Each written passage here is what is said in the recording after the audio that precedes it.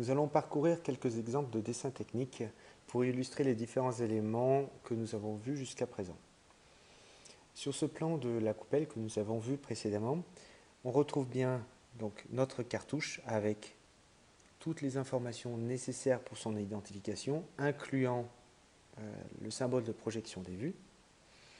Nous avons un deuxième tableau qui est l'historique des modifications de cette pièce-là, avec des dates et qu'est-ce qui a été modifié. Sur cette partie, nous avons les représentations de la pièce. Je reviens, cette vue-là est la vue isométrique, ça donne un visuel 3D de la pièce.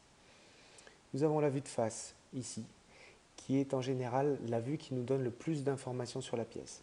Il s'agit de la vue suivant cette direction, en plaçant son œil sur cette direction. Donc on voit le cercle intérieur, ici, le cercle extérieur, ici, et on peut visualiser la cavité dans ce cas. Vous avez la vue de droite qui est une projection. Bon, ici j'ai mis un rendu pour donner un aspect à la pièce.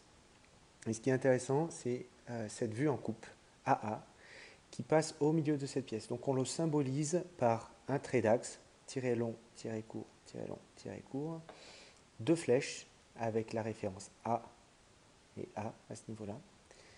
Et on va couper la pièce. Cette vue-là va s'appeler une vue de coupe, une vue de gauche en coupe AA. C'est-à-dire que toute la matière qui est coupée, on va représenter la matière coupée par des hachures.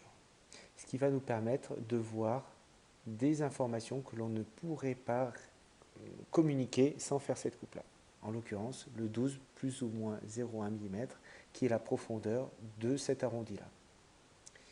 On va avoir quelque chose de très similaire, c'est qu'il y a une vue de dessus qui est en projection basique et une vue de dessous qui est en coupe, la coupe BB, référencée ici, qui nous donne des informations sur l'intérieur de la pièce et qui nous donne les dimensions nécessaires pour pouvoir la fabriquer. La plupart des dimensions qui sont spécifiées sur ce plan sont des dimensions avec des tolérances, comme celle-ci, 12,6 plus 0,05 moins 0,15. On parle bien ici de tolérance. Nous avons en plus une vue de détail. On utilise ce type de solution pour grossir une zone du plan, en l'occurrence cette zone-là. Je vais ouvrir un deuxième plan ou une deuxième pièce. Il s'agit d'un pot. Donc je vous montre à l'écran la solution emballage et on va se concentrer sur le capot à ce niveau-là. D'accord ?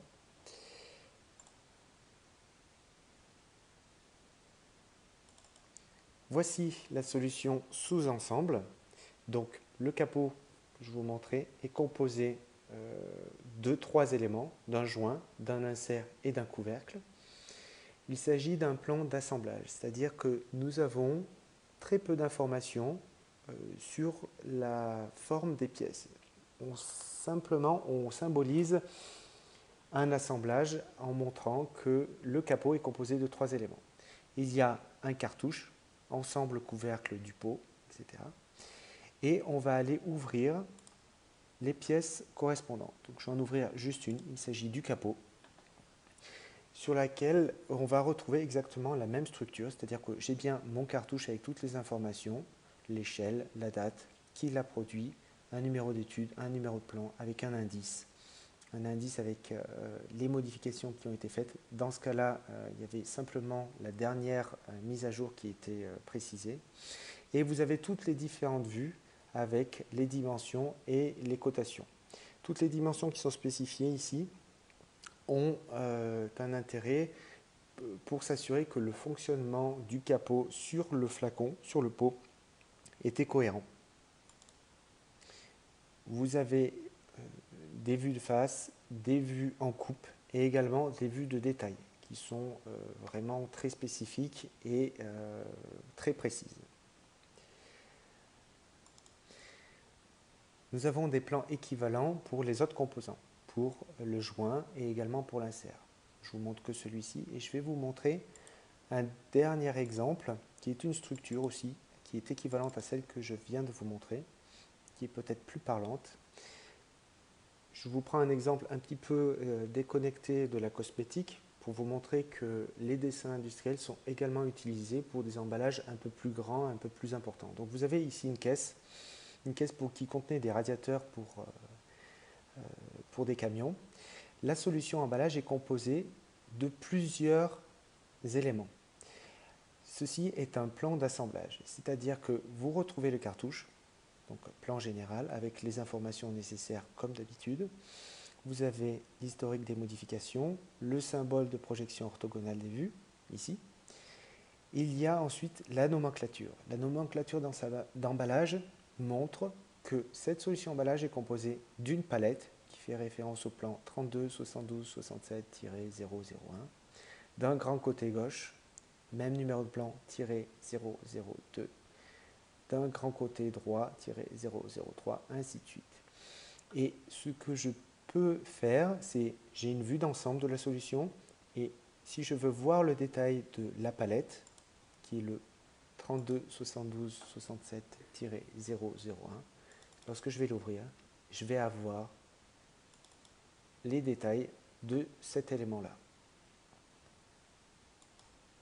Voilà, il a mis un peu de temps pour venir, mais voici le plan de détail pour produire la palette avec les différents éléments. Et dans ce cas-là, encore une fois, on a la même structure.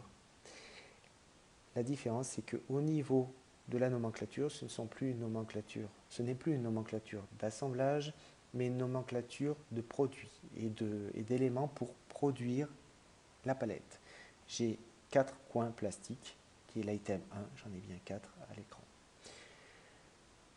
Voilà, nous avons parcouru différents exemples, il y en a une multitude, il faut savoir s'adapter à ce que font les sociétés et les différentes industries. Il faut être assez flexible et construire et structurer les plans d'une façon cohérente à l'utilisation, que ce soit pour la production, pour les utilisateurs ou bien pour les achats.